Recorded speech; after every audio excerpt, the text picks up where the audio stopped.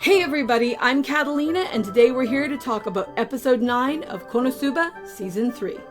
This was, without question, the funniest episode of any show that I have followed this season. There was so much here that had me literally laughing out loud that I could not keep a straight face through the majority of what I just watched.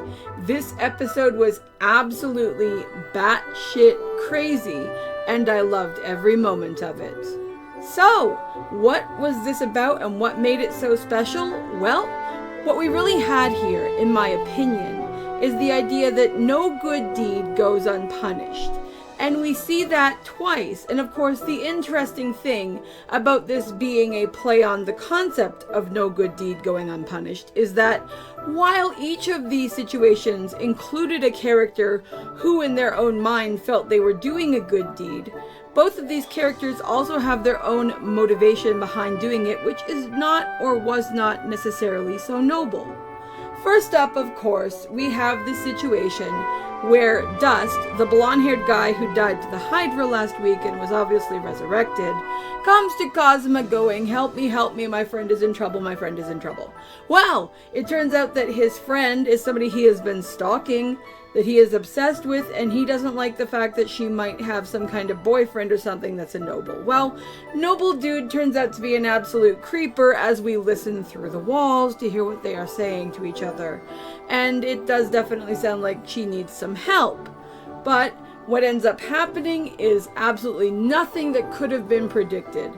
Instead of the noble wanting the girl, the noble actually wants Dust. And we find this out after Dust and Kazuma spend a good 5 minutes of screen time doing a raunchy cross-dressing expose where Dust is wearing a set of ladies' lingerie and getting photographed by Kazuma as what he thinks is going to be revenge toward this noble whom he thought wanted pictures of the girl he is obsessed with. Nope, scratch that, sir. The noble would have been very happy if he had gotten all those lovely pictures of you, because it's you he's had his eye on. But oh no, it gets even better, and oh my god, I could not stop laughing as I watched all of this, because instead of getting the pictures, he gets the real thing. He gets all of it. And we get to see Kazuma and the girl, Rin, beat a hasty retreat. Meanwhile, Dust is stuck with this noble as the noble confesses his interest to Dust. And you see Dust's eyes just pop open like they're a cartoon character from Bugs Bunny. And just like, help me.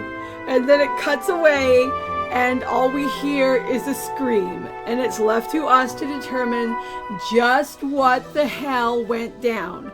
Which was clever, which was the classiest way they could have done it, and which in my opinion is also the best way to make impact on something like that, because it leaves it to the viewer's imagination to determine how this wound up, which was brilliant.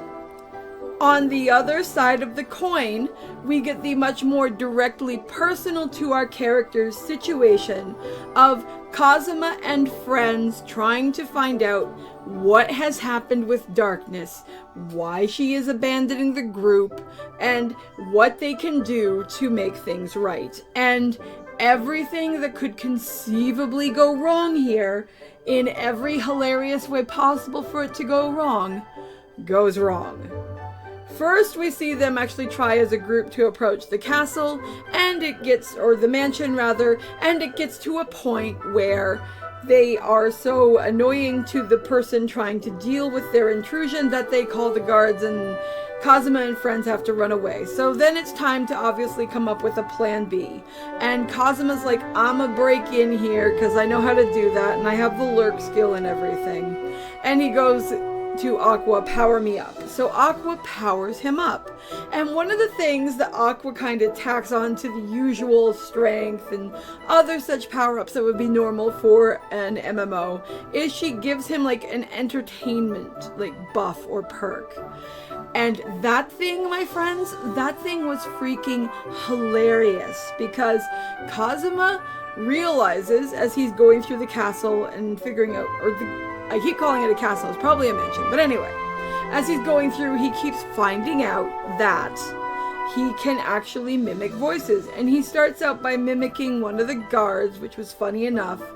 But then, when he gets into Darkness's room and he's talking to her and he's like, okay, do not scream. He takes his hand off of her mouth, and of course, because this is Konosuba, she screams. He then decides to mimic Darkness's voice, and oh my lord, everyone in Darkness's secrets is now a known commodity to the guards. He implies that Darkness was using some kind of magically utilized vibrator.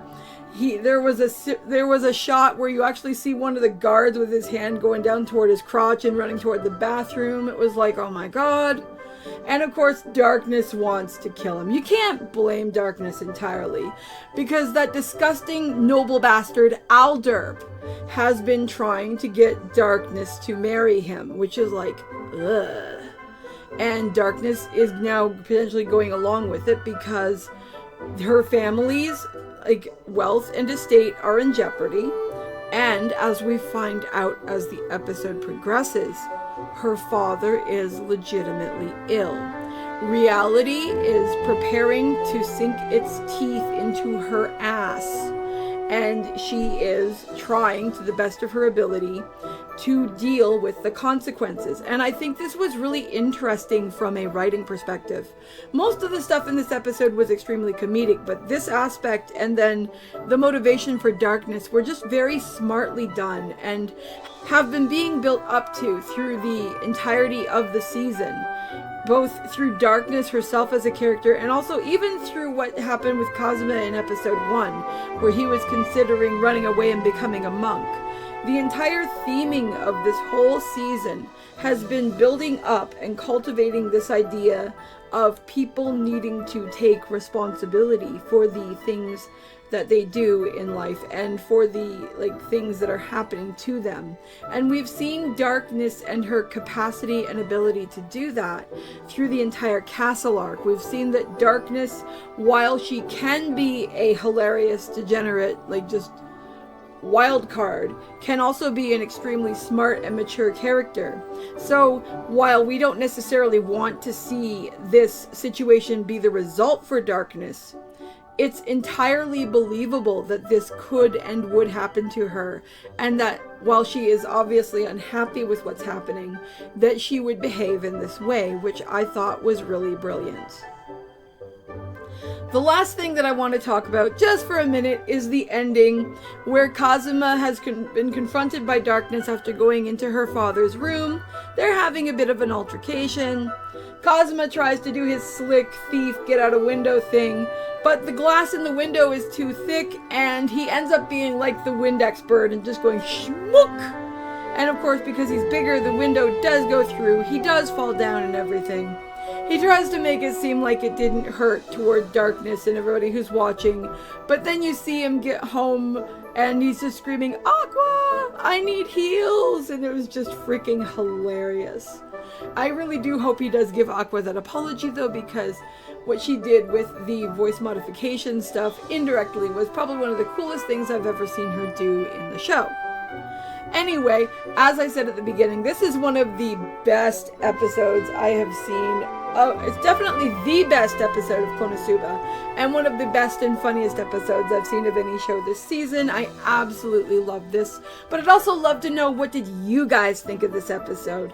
Did you find this funny? What was your favorite part? Anything you'd like to share, feel free to drop it below in the comments, and I will see you guys in the next video. Talk to you later. Bye!